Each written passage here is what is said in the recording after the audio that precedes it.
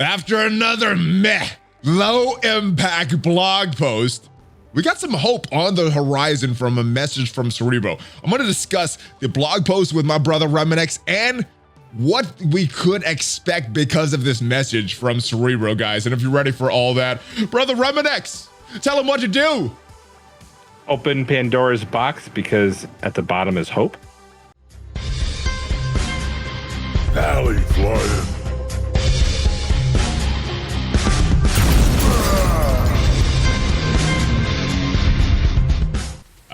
Hello. What is up, Valley Maniacs? I am ValleyFlyin. Welcome back to the weekend edition of the ValleyFlyin channel. I hope you're having a great day.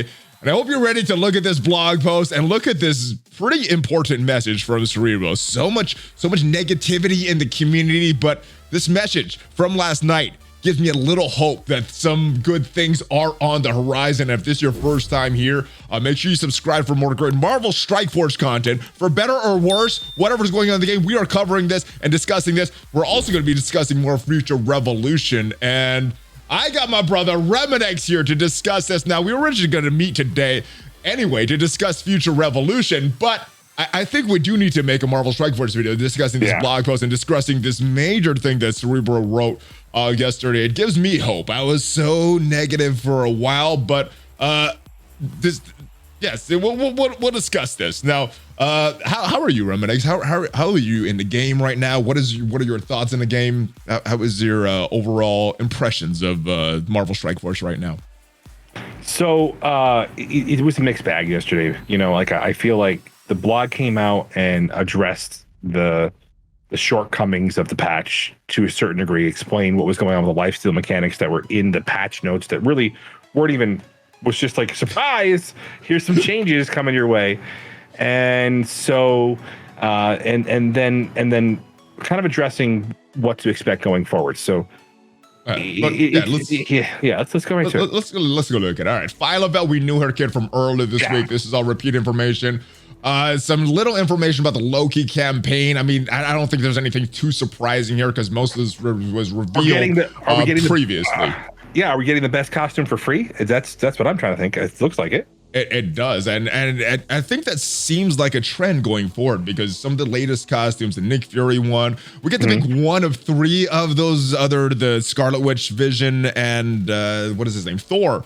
And then we're getting, it looks like the Iceman one's very easy to get. It looks like this Loki ones are very easy to get. So I kind of like the direction the costume's going, but all the stuff about Iso-8, the relief that we're getting, was revealed the previous day. I talked about this with the OMG. I was very disappointed that this did not go far enough as far as the permanent rewards, because while this this calendar is nice, this little limited time event is nice, the only thing that we have that is permanent is that we're getting a few extra Iso-8 orbs, fragments in the campaign nodes, which does not relieve any of the ions here. Now, I didn't ask you what is your impression of this. What do you think of these changes here for Iso-8, and do these go far enough in your opinion? So we've got a couple of problems. The first problem is kind of the way that things wind up working out with the patch. So first thing the patch hits, they kept the ISO changes and people just weren't ready. They didn't have their teams. And so people launched their Doom raids to see what they can do, because the nodes weren't labeled if you couldn't bring five. You had to bring five characters for at least that one day. Everybody launches the raids, go in there, and they couldn't get the same percentage done, so it was a feels bad man. And so people brought up characters to be able to do the raids that they normally wouldn't have brought up. Okay, yes. Period. End of story. And then on top of that, you get to the point where people, they roll it back. So now that there's a character on their roster that they don't even need, because now you can go in there with four. And by the way, there are some nodes you could do with four powerful characters without. There's some with three. Yeah, there's some with three. So I only got three in tech, and we're finishing the tech with three. And that's the thing is it realistically, and so do you buy that it was intentional, that they're unintentional, that they or you think they walked it back? I think this is reactionary. I think they were like, "Oh, the community's angry about this. Let's give them a little bit of hope here. I don't think this was planned at all. I think this was just reactionary. It's like let's give them a little carrot. Let's see if they buy this. Let's see if they if this subsides their anger. But no, there's just too much cost for not enough fun. You know, they're expecting us to pay more for this content, the Iso-8, these new premium characters, and what are they giving us in return for us spending our money? What fun are they adding for us? And that's where I think a lot of the issue is with right now. I'm not buying that we screwed up. This was not a plan. They did not plan this at all. No, if they did, and that's the point. That's exactly the point. If there was a plan, this was implemented 6 weeks before these changes went live, not implemented 6 weeks after the changes went live. This was no planning at all. So this was bad in my opinion. Let me put my tinfoil hat on, because we got to. Yes. So let's do it, right? So patch comes out. Gut reaction is, we got to upgrade these characters. So the people that were going to upgrade them as a gut reaction upgrade characters that they wouldn't bring up to the roster. They walk it back. You can bring 3 characters in. Now you can bring 1, 2, 3, or 4 characters, as well as 5 characters if you have them equipped with the ISO requirements, which is kind of cool, awesome. But it didn't happen at launch, which means if it was an unintended consequence of the patch, what are you doing, guys? I mean, you guys knew the uproar the community was in, and then you to miss that? Come on. You're going even more tinfoil hatty than I thought. Yeah. All right. They did this on purpose so people would upgrade their characters, spend resources, and piss people off even more. And then literally pretend like, oops, sorry. Then you compound that with the fact that we're gonna give you guys some more ISOs in 3 weeks. 3 weeks, and then 6 weeks, the permanent changes. This offers zero relief. These changes. Zero relief right now. What I'm telling you is the good news is controller ISOs will help with the fact that the unlock for Adam Warlock requires 2 controllers, and so that incentivizes them in case people were like, I'm going to prioritize my raid and not worry about Adam Warlock this time. They want you to worry about Adam Warlock, so you go and you're like, I'm pretty close to Adam Warlock. Let me spend. That's your tinfoil hat. If you're not reading in that, you don't. I mean, it's literally like the history of the company is to do exactly this stuff.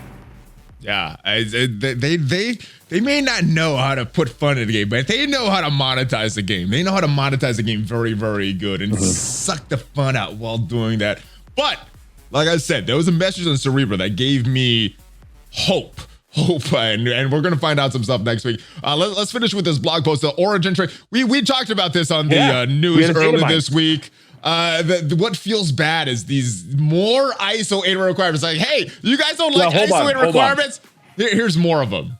Well, here's the good news. It follows the same thing as your. It literally follows the same thing as your ISO requirements for the raid. So if you're already doing this for the raid, you're gonna get more. You're gonna get more origin stuff to help bring up more characters to other gear tiers.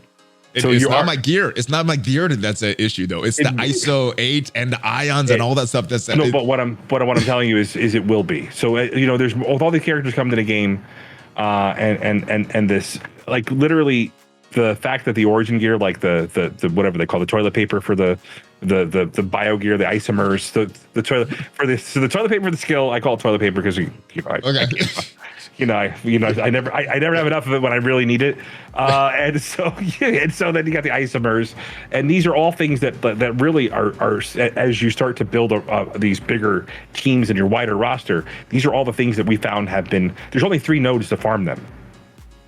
Okay, so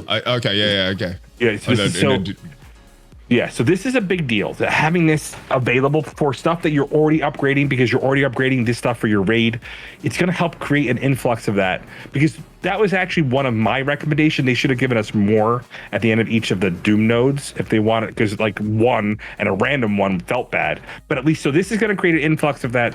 It'll help alleviate some of it, but at the end of the day, it feels bad because it requires the requirement. Yeah, I mean, we're not getting permanent relief for 6 weeks. And hey, we know how much how much of a bottleneck ISO is. Let's require for more stuff. That's what feels bad about this. Everything else about this is fine. Yeah, I like that they're giving us stuff. It's the requirements of Iso-8 and these ions. That's really where I'm just getting stuck with all this stuff. And just frame it this way: in this specific instance, you'll have the characters if you've built up 5 for the raid. So if you're building it up for the raid, you will also get this. Yeah. So okay. my question for you is, why not just add this as a reward into the raids?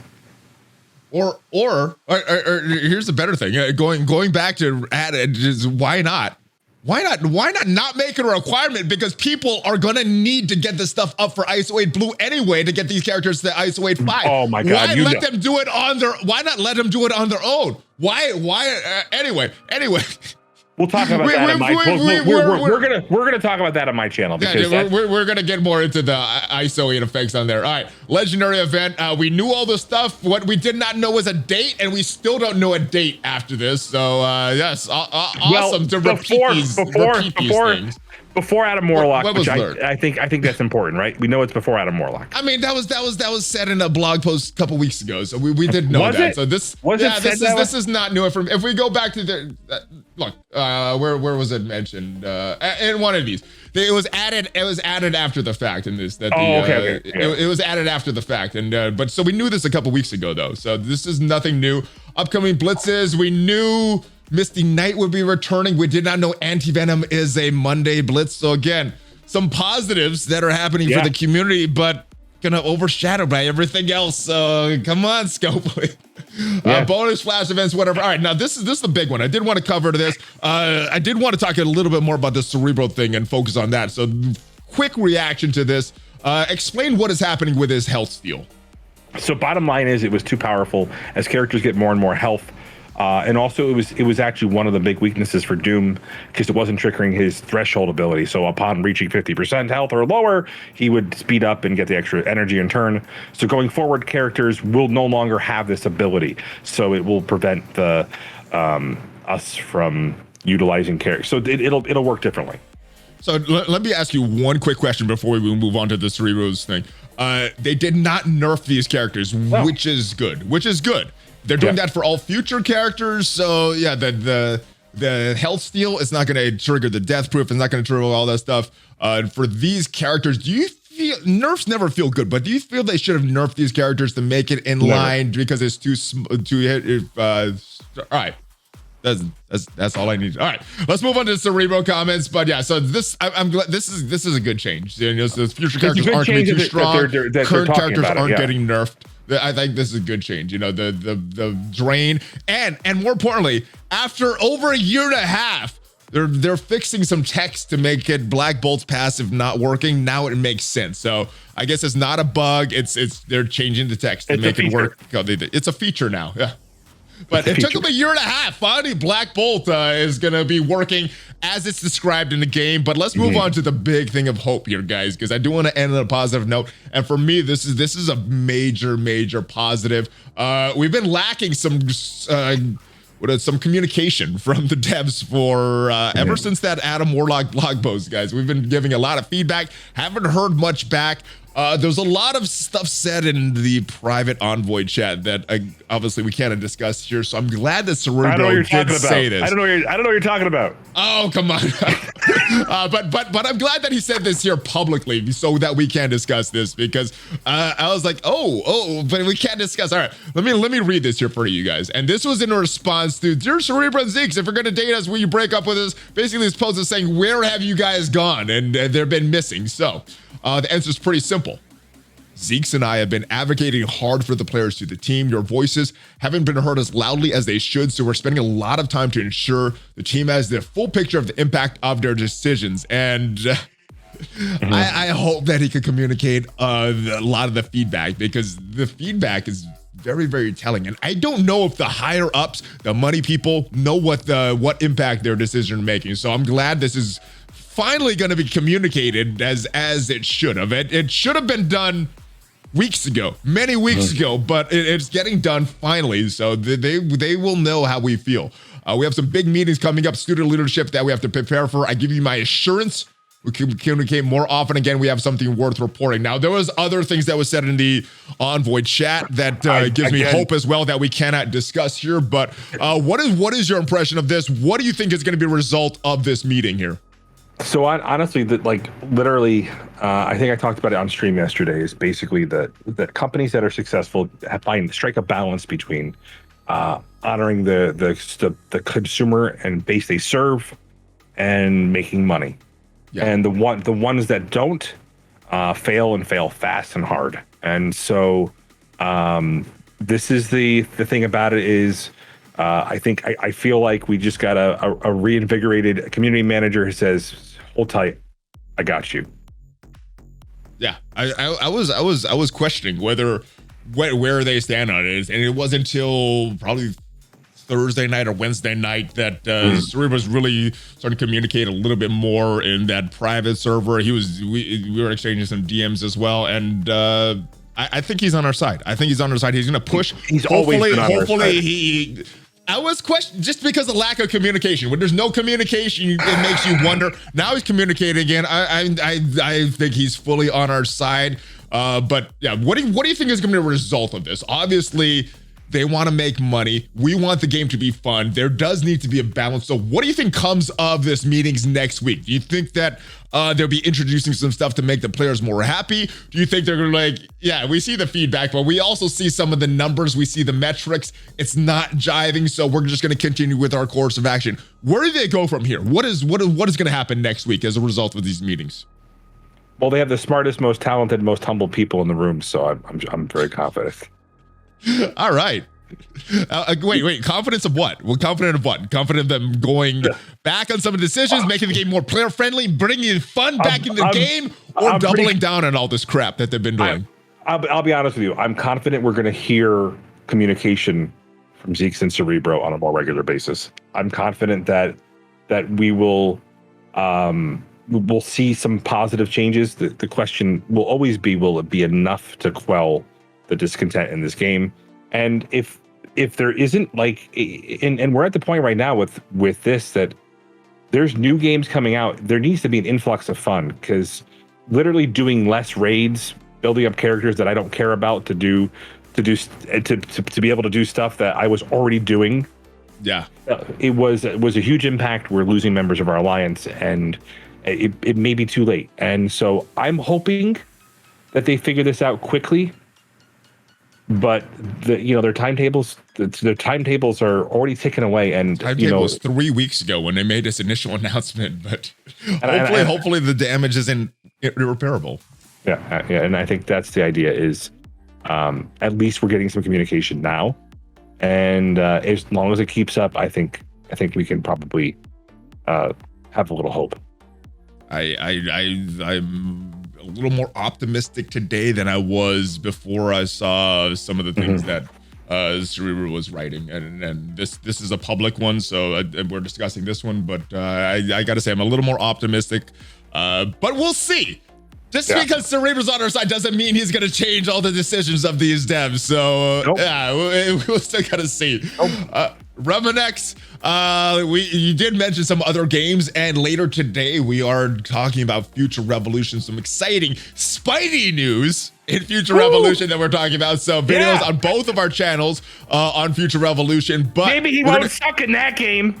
Oh yeah, maybe they'll know how to read the room and make players happy and bring fun. And we just want to spend our money on that game because we're having fun and not because we're gated behind bottlenecks. But yes, hopefully there's still some room for improvement and a good backpedal and stuff. Now we're going to go to your channel, continue the discussion, Marvel Strike Force, before we get into Future Revolution on this. And we're going to talk about Iso-8 impact, the effect on alliances, other things, and anything else. How to navigate this whole situation with your ISOs, like what I think you should be doing, how to kind of walk through some of the preferences. And I'm going to show you guys some of the things that we uncovered by some of the early testing on ISOs. So stay tuned.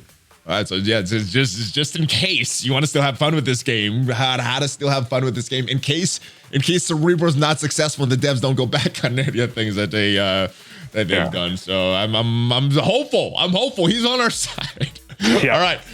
So yes, links to the video would be down below. Links to your channel, his Twitch stream, his OnlyFans, all that stuff, guys, will be down below. And What? My OnlyFans? you don't have to send it to me. We'll put it down there. Right? All right. So yes, thank you for joining me. But we're gonna continue this, talking more specifically about Iso-8 on your channel. And before you go, Remanx, where's that fist? Where's that fist bump? No, more to the center. There it is. Oh, fist bump, ValleyFlyin on Remanx. Out, baby. Have a great rest of your day. And look for the future Revolution video coming out both of our channels in a few hours. I'm hopeful that game is really awesome. I think it is. Oh man, God, just love the Diablo feel of it, man. So excited. I just love that it's Marvel and hopefully.